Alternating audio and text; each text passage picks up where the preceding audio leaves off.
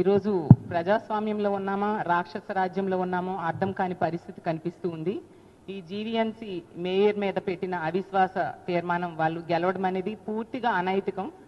ఎంత ఘోరం అంటే మా పార్టీ కార్పొరేటర్స్ మీద సామదాన భేద దండోపాయాలు ఉపయోగించి చాలా దారుణంగా వాళ్ళకి ప్రలోభాలకు గురి చేసి భయపెట్టి ఈ విధంగా గెలవడం అనేది నిజంగా ప్రజాస్వామ్యాన్ని ఈ కూటమిలో ఉన్న వాళ్ళు కూనీ చేశారు.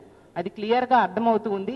మా పార్టీ గుర్తు మీద గెలిచి ఆ పార్టీలోకి వెళ్ళిన కార్పొరేటర్స్ వాళ్ళకి అవిశ్వాసానికి మద్దతు ప్రకటించిన కార్పొరేటర్స్ మాత్రం నేను ఒకటే చెప్తున్నాను, మీరు మిమ్మల్ని చూసి ఈ విశాఖపట్నం గెలిపించిన ప్రజలు ఈ రోజు నవ్వుకుంటున్నారు. ఇలాంటి వాళ్ళకి గెలిపించామని బాధపడుతూ ఉండే పరిస్థితి తీసుకొచ్చారు మీరు.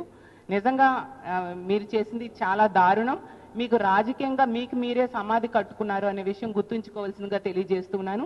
ఎంత దారుణంగా అంటే 10 నెలల కాలం కోసం ఒక బీసీ మహిళను ఈ విధంగా దించడానికి ఇన్ని కుట్రలు అవసరమా? ఈ కూటమి ప్రభుత్వం అధికారంలోకి వచ్చాక ఏం చెప్పారు చంద్రబాబు నాయుడు గారు, పవన్ కళ్యాణ్ గారు, వీళ్ళందరూ ఏం చెప్పారంటే మేము ఎదుటి పార్టీ వాళ్ళని తీసుకోము, తీసుకున్నా వాళ్ళతో రిజైన్ చేయించి ఎలక్షన్ పెట్టి గెలిపిస్తాము అని చెప్పారు. ఏవి ఆ మాటలు చేతల్లో కనిపించవా? నిజంగా దమ్ము ధైర్యం ఉంటే ఈ 27 మంది కార్పొరేటర్స్ ని తీసుకుంటే మా పార్టీకి రాజీనామా చేయడమే కాకుండా కార్పొరేటర్స్ గా కూడా రాజీనామా చేసి ప్రజల దగ్గరికి వెళ్ళి గెలిచి అప్పుడు వాళ్ళకి మద్దతు తెలియజేసుకుంటే బాగుండేది కదా.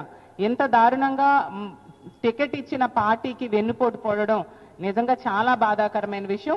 ప్రజలన్నీ గమనిస్తూ ఉన్నారు. ఆ రోజు జగన్మోహన్ రెడ్డి గారు ఒక బీసీ మహిళకు అవకాశం ఇస్తే ఈరోజు ఆ బీసీ మహిళని దించి ఒక బీసీల ద్రోహిగా అలాగే ఒక మహిళా ద్రోహిగా ఈ కూటమి ప్రభుత్వం ఈ రోజు నిలిచిందని తెలియజేస్తూ ఉన్నాను. ఖచ్చితంగా ఎవరు ఎన్ని కుట్రలు కుతంత్రాలు పనినా కూడా మా వైఎస్ఆర్ కాంగ్రెస్ పార్టీ ఎప్పుడు కూడా ప్రజల తరపున నిలబడే పార్టీ. అధికారంలో ఉన్నా అధికారంలో లేకపోయినా కూడా ప్రజల అండతో ప్రజల తరపున పోరాటం చేస్తూ వాళ్ళకు మద్దతుగా నిలిచే పార్టీ. మీరు ఇలాంటివి ఎన్ని చేసినా కూడా మీకు ఎన్నికల్లో 164 సీట్లు ఇచ్చారు ప్రజలు. ఇంకా మీకు సరిపోదా? ఇంకా ఎవరు ప్రశ్నిస్తే వాళ్ళందరినీ కూడా లాక్కోవడానికి ప్రయత్నించడం ఎంతవరకు సమంజసం? ప్రజలన్నీ గమనిస్తూ ఉన్నారు. రానున్న రోజుల్లో మీకు బుద్ధి చెప్పడానికి ప్రజలు సిద్ధంగా ఉన్నారు. Please subscribe .news.